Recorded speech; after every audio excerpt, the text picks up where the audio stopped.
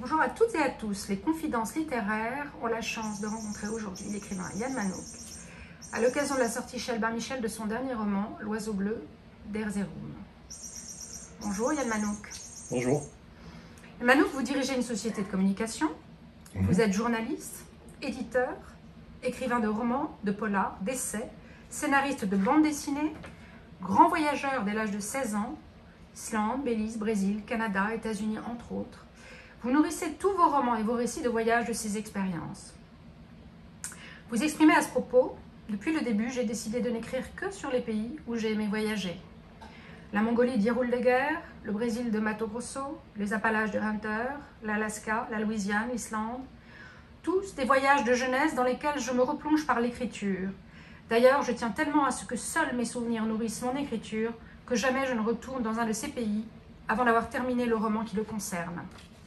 Votre nom est Patrick Manoukian et vous signez vos romans sous plusieurs pseudonymes. Yann Manouk, notamment pour la fameuse série du commissaire Hieruldeger qui remporte le prix SNCF du Polar 2014, mais également Paul Égard avec les Bertignac et enfin Roy Braverman avec notamment Pasakuko qui vient d'être publié aux éditions Hugo Poche et sur lequel nous reviendrons un peu plus tard. Nous sommes aujourd'hui ensemble afin de parler de votre dernier roman, L'Oiseau bleu d'Erzurum, publié chez Albin Michel, premier volume d'une trilogie. Roman dans lequel vous abandonnez le genre du polar pour celui du roman historique, inspiré par l'histoire de votre grand-mère, réfugiée arménienne en la personne de la petite Araxi. Alors de quoi s'agit-il? Nous sommes en 2015, non loin d'Erzurum, en Arménie turque. Araxi, 10 ans, et sa petite sœur aveugle Ayganoush, 6 ans, orpheline, échappent par miracle au massacre des Arméniens par les Turcs. Déportées et condamnées à une mort inéluctable, les deux fillettes sont épargnées grâce à un médecin qui les achète comme esclaves d'Assina, sa fille de 15 ans. Jusqu'à ce que l'histoire à nouveau les précipite dans la tourmente, séparées, propulsées chacune à un bout du monde, Araxi, Ayganoush et Assina survivront-elles aux guerres et aux trahisons de ce siècle cruel. C'est autour de l'enfance romancée de votre propre grand-mère que vous avez construit cette inoubliable saga historique et familiale. Dans ce livre au souffle romanesque incroyable, dans ce roman plein d'humanité, vous convoquez une galerie de personnages aux destins extraordinaires. Araxi, Assina, Ayganoush, Shakeh, Egar, Agob et tant d'autres. Tous s'avitent de survivre à la folie des hommes et vous nous offrez ainsi le portrait poignant des enfants de la diaspora arménienne. Yann Manouk, vous nous conviez avec maestria à un voyage historique et intérieur magistral et magnifique, qui tient donc autant du devoir de mémoire que du roman d'aventure familiale. Pouvez-vous tout d'abord nous parler de votre livre et surtout de l'élément déclencheur de ce roman? Depuis combien de temps est-il en vous? Depuis combien de temps le portez-vous? Alors, je pense que j'ai ce roman en moi depuis tout le temps. Et c'est d'ailleurs la raison pour laquelle il est, je pense, bien abouti. C'est-à-dire que toutes mes émotions ont eu le temps d'infuser. Et donc, ce n'est pas l'excès de mes sentiments que je transmets dans ce bouquin, ce sont vraiment les sentiments de mes personnages. J'avais un peu peur de ça, c'est sûrement pour ça que j'ai attendu assez longtemps. Même s'il devait sortir vraiment en 2014, c'est le succès de Hieruldeger qui m'a décalé l'agenda, mais j'avais en tête depuis bien plus longtemps. Et il y a peut-être d'autres raisons un peu plus personnelles. Je pense qu'inconsciemment, j'ai attendu la mort des principaux personnages. Araxi, naturellement, mon grand-père, ma grand-mère, Aygas, et même de mon père, de mon propre père, qui sera Gaizac dans le roman et qu'on retrouvera surtout dans le numéro 2, une histoire de génération. Peut-être qu'inconsciemment, j'ai attendu ça. Pouvoir me sentir absolument libre de raconter l'histoire sans avoir le risque d'offenser ou de froisser quelqu'un. Et en même temps, de retrouver une liberté absolue de le dire, parce que même si, dans certains passages, je traduis des actions ou des situations qui peut-être ne sont pas toutes à 100% en faveur des personnages qui ont été des gens que j'ai aimés, je retrouve avec cette absence la liberté de le dire. Donc voilà, c'est vraiment... Tous mes bouquins, en général, je les porte longtemps, très longtemps en moi. Vraiment très longtemps. Certains bouquins sont le fruit de 40 ans d'attente. Mais pas dans une sorte d'obsession. Pas dans l'obsession de me dire chaque matin est-ce que je vais l'écrire, etc. Simplement, l'idée m'en vient un jour et je le garde en tête. Même s'ils ne sont pas les bouquins en entier, ce sont souvent, par exemple, les premières scènes. je ne peux pas commencer à écrire un bouquin si je ne suis pas d'accord sur 3 choses. Le titre, que j'aime avoir avant, On va y revenir. la première phrase et la première scène surtout. Et les premières scènes, certaines, je les ai imaginées 40 ans plus tôt, dans toutes sortes de circonstances. Si on revient tout à l'heure sur Hero Delger, la première scène de Hero Delger, cette petite pédale d'un petit tricycle rose qui dépasse de la steppe.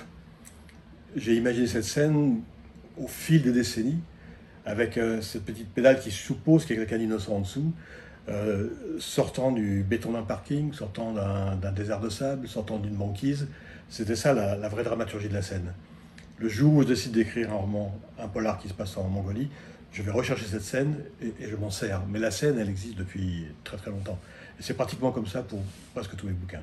Donc le livre, Love Blood the Room, effectivement, je pense que ma grand-mère a commencé à me parler de sa vie, de sa vraie vie, quand j'avais environ 10 ans. Et elle a continué à m'en parler. J'ai continué à lui faire m'en parler, parce que c'était très compliqué, pendant presque 50 ans. Avec cette toute petite différence, c'est que pratiquement tout ce que je dis dedans, tout ce que je rapporte d'Araxi et d'Aigas, ma grand-mère et mon grand-père, est vrai à 95%. Naturellement, certaines scènes, je les ai imaginées. J'ai jamais été témoin, ils ne m'ont jamais raconté leur nuit de noces. Donc ça, je l'ai imaginé. Mais tout le reste est vrai. Simplement, quelquefois, il y avait cette sorte de pudeur chez les rescapés du génocide, de ne pas aller jusqu'à raconter ses propres malheurs. Et souvent, les femmes arméniennes se cachaient derrière une pudeur qui faisait qu'elles racontaient le malheur d'une amie, d'une autre. Et donc, la vie d'Araxi, elle est reconstituée de ses propres témoignages, mais très souvent, elle n'a pas pu aller très loin à cause de l'émotion. Elle a pratiquement toujours interrompu son récit en larmes, mais quelques-unes de ses amies, qui avaient connu la même chose et qui habitaient à côté, me racontaient la partie qui manquait. Alors, vous avez parlé du titre. Est-ce que vous voulez nous expliquer, expliquer en tous les cas ceux qui n'ont pas lu le livre, parce qu'il faut y aller, la signification du titre? Alors, le titre Love Blood the Room, ça fait référence à une sorte de tatouage que ma grand-mère portait juste ici, entre cette petite langue de peau entre l'index et le pouce, et que petit, mais mon frère et ma sœur et moi avions baptisé l'oiseau bleu, parce qu'il y avait une vague forme d'oiseau.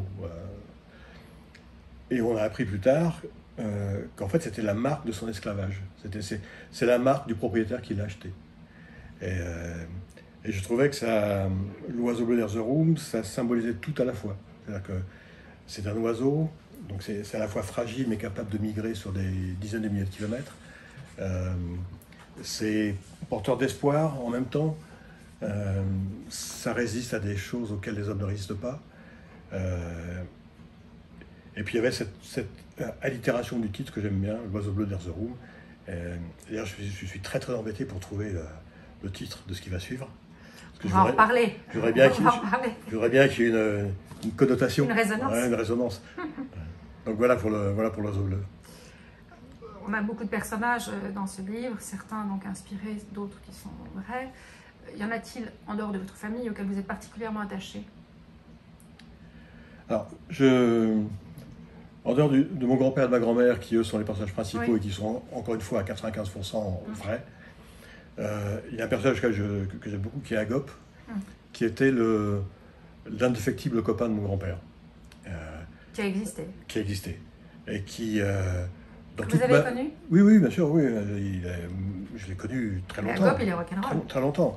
Et Agop, c'était l'ami indéfectible, c'est-à-dire qu'il était toujours là pour aider la famille, d'une façon complètement anecdotique par rapport au roman, mais tant que j'ai cru au Père Noël, c'était Agop le Père Noël. C'est-à-dire que le jour du réveillon, c'est Agop déguisé qui venait en Père Noël porter les cadeaux, etc. C'était vraiment le copain pur et dur de mon grand-père. Et il avait à la fois cette rudesse que je donne à Agop dans le roman, et ce que je ne montre pas beaucoup dans le roman parce que j'ai besoin de m'en servir dans la suite, c'est cette bonté fondamentale. Malgré son côté un peu panache, premier qui dit ça, je le tue, je vais le tuer, etc. Dans le fond, c'était un... Il le tue 25 fois ou 30 Ouais, fois, voilà. mon grand-père. Et, Mais toujours avec voilà, tellement d'amour. Agop est sûrement un des personnages auxquels je suis plus attaché. Et il y a naturellement l'autre personnage qui est Aïganouche, donc la petite fille de ma grand-mère, qui est donc vendue comme esclave avec elle. Et là, je dois préciser que c'est la seule fois où je me suis permis une grande liberté par rapport à l'histoire vraie. C'est-à-dire que ma grand-mère avait bien une petite sœur qui avait 4 ans de moins, qui a été déportée comme elle, qui a été vendue comme esclave comme elle, qui a bien disparu en Union soviétique, contrairement à ma grand-mère, mais elle n'était pas aveugle. En fait, elle était muette. Dans le livre, j'en fais une aveugle qui est donnée à un derviche. La raison pour laquelle je l'ai fait donner à un derviche, c'est que les derviches ont été justes pendant cette guerre. C'est la seule congrégation religieuse musulmane qui a aidé les Arméniens. Et donc je tenais au derviche. Et dans la vraie histoire, cette Aïganouche était muette et le derviche était aveugle. Ce qui est plus logique. De donner une petite esclave muette à un derviche aveugle, c'est plus logique. Mais au moment de l'écrire, je me suis posé la question de la suite de l'histoire, que je n'ai pas connue, moi, avec Aïganouche, parce qu'elle a effectivement disparu en Union soviétique. On a eu, dans les années 80, je crois, la certitude qu'elle a survécu et qu'elle a vécu là-bas, mais sans jamais pouvoir remonter jusqu'à elle. Donc on n'a pas le lien direct pour savoir ce qu'elle est devenue. Donc cette partie sur Aïganouche est totalement romancée, en tous les cas. La partie sur Aïganouche, elle est romancée d'après deux choses. D'abord des récits d'Arméniens qui ont vécu en Union soviétique à cette période. Et dans le deuxième tome qui va arriver, ça sera par rapport à un événement véritable qui va marquer le début du bouquin, qui est le rapatriement sous les promesses de Staline de 7000 Arméniens qui sont repartis de France pour retourner en Arménie. Et donc on va recroiser le chemin d'Aïganouche. Et c'est pour ça que j'avais besoin... Je préférais qu'elle soit aveugle dans l'histoire, pour deux raisons. La première, c'est que ça permettait une symbolique sur l'innocence qui ne voit pas le malheur autour d'elle. C'est-à-dire qu'il ne fait que le ressentir. Et ça me permettait de donner au malheur, y compris le malheur du génocide, y compris le malheur du massacre, en dehors des témoins qui le vivaient et qui le voyaient, d'avoir le témoignage décalé de cette gamine qui ne le voyait pas, qui ne pouvait que le ressentir. Et puis surtout, d'un point de vue technique d'écriture, ça m'enlevait une épine du pied, parce que se retrouver avec un personnage muet qui par définition ne parle pas, et pouvoir l'emmener par la suite jusqu'à un âge avancé, dans une deuxième partie en Union soviétique, c'était assez compliqué de savoir ce qu'elle pouvait devenir en Union soviétique. C'était un peu entre deux. Et j'ai trouvé plus radical d'en faire une aveugle perdue en Union soviétique, parce qu'elle va se raccrocher à deux choses. Elle va se raccrocher dans un premier temps à la poésie. C'est pour ça que j'ai semé ces petits cailloux dans le premier. Et dans un deuxième temps, pour aller plus loin, parce il faut bien... elle ne peut pas survivre avec la poésie, y compris dans un pays comme l'Union soviétique. Et donc, elle va aborder la musique. Elle va vivre de la musique en Union soviétique pour la deuxième partie de sa vie. Voilà, c'est la grande liberté. Les autres personnages, y compris les personnages secondaires, sont tous quelquefois la compilation de 2-3 personnages que j'ai connus, pour leur donner plus d'épaisseur. Voilà, mais Aïganouche, c'est vraiment la plus grande liberté, mais c'est une liberté factuelle. Mais je pense qu'il y a comme un grand respect de ce qu'elle était dans son infirmité, qui me permettait de lui rendre plus hommage en tant qu'aveugle qu'en tant que muette.